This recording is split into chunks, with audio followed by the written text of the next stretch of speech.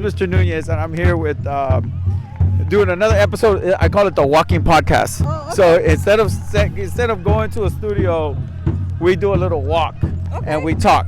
Okay. Which what better way to have a conversation, right? Right. So again, this is Mr. Nunez, and I'm here with. If you can just hold the microphone, you can hold it. Oh, you sure. Can talk like that. Melissa Arechiga from Buried Under the Blue. I'm a living descendant of the families that were violently displaced for the Dodgers Corporation, but a direct descendant of the Arechiga family. Okay, and that is. That iconic picture that most people see and learn about in Chicano studies of the woman being dragged out by the 4 officers. I'm a direct descendant of the Arechiga family. And if we could just show the flag real quick so people can get a really good idea as to what the displacers buried underneath the blue, think brown, not blue, and it's directly directed at. It's to hold the Dodgers in the city of Los Angeles, the county of Los Angeles, the housing authority, and the sheriff's department accountable for all colluding together to violently destroy 3 indigenous communities that were thriving and self-sustainable, and to hopefully get some of our generational wealth back that was stolen from us. Right. And then unfortunately, this has been going on for, I don't know, this hidden truth, like you said, it's buried. The website says buried under the blue, and unfortunately, the Dodgers continue to exploit us. How? By how do you say, by cultural appropriation, right? They give us micheladas. They give us hot dogs with bacon wrapped around it because they appeal to our cultural aspects, right? Our heritage. But yet, really what they want is to just abstract our money, our brown dollars. Right. They don't really want us. And even when they do that, we have to be aware that when we buy into those things, what they do, they weaponize our brown dollars against us by investing in developments that show up in our communities as luxury housing. So as you're going to the Dodgers, you're also paying for your own displacement in your communities. Right.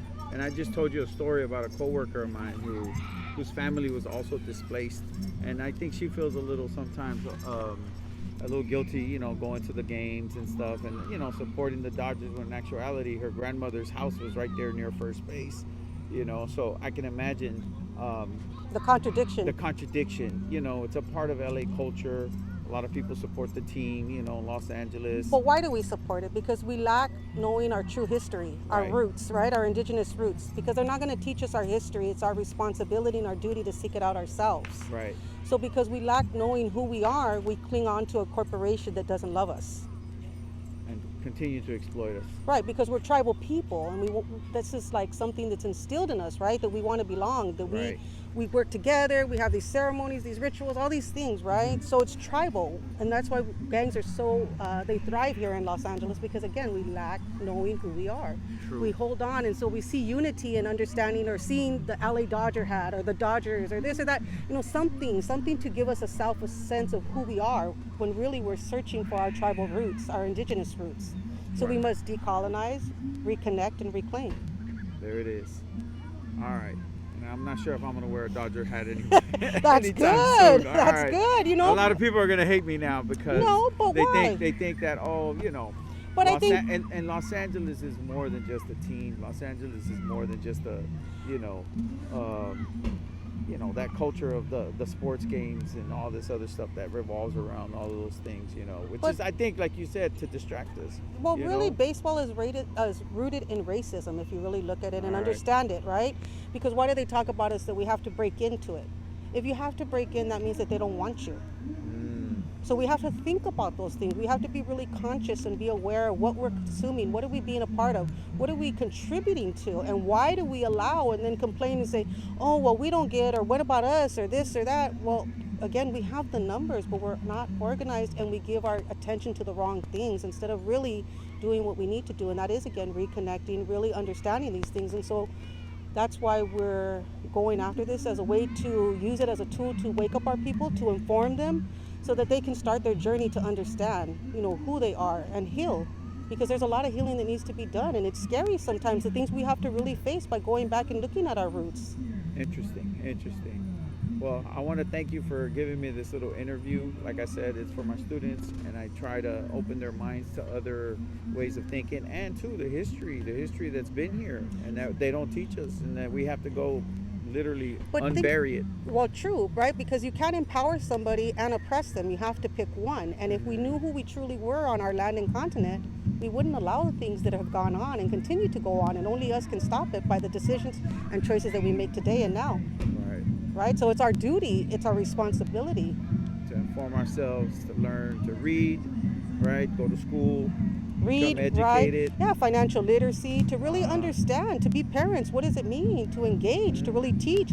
Again, to learn all of these things, we have to put the time. We have to put the time to those things. It's what we give our time to. Even when we're on the internet, right? It's not bad to use it, but what are you using it? How are you using Right. it?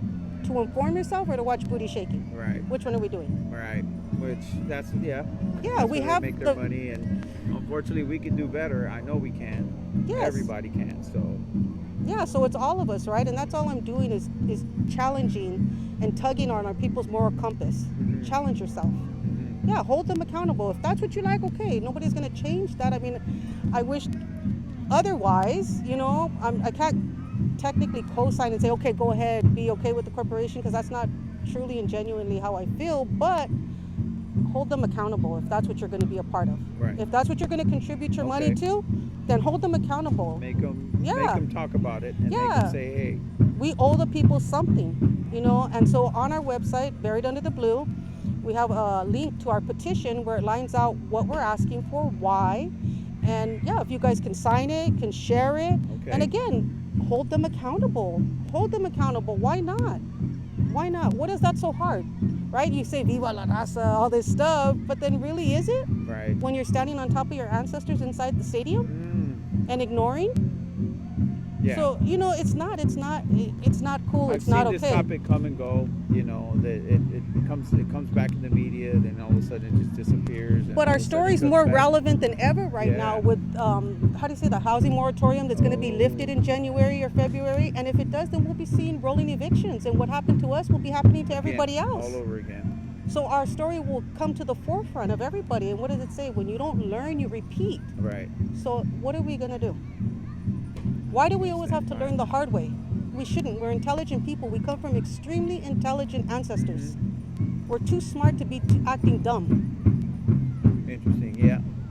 So like I said, I'm gonna share this. I'm gonna try to share your story, and we're gonna get some young people involved. Hopefully, you know, and you guys can send us an email. We have Instagram, we have Facebook, we have Twitter, we have TikTok. All right. We are a 501(c) nonprofit, you know, Okay. so if they want to donate time, ideals, or they have something, or they want to interview, we're all for it, you know, because we also want to collect and do our own database. So when they look for research on this, they can come to our website to document other scholars, other brown people, because if we don't elevate ourselves and create those archives, then we're always dependent on the white structure. Right. And We your had name- our own system. I know. And We had our own system. Again, we're too smart to be playing dumb. nice.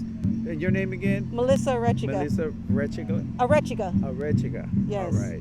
And your family goes back to we're talking- Tarango and Zacatecas. Okay.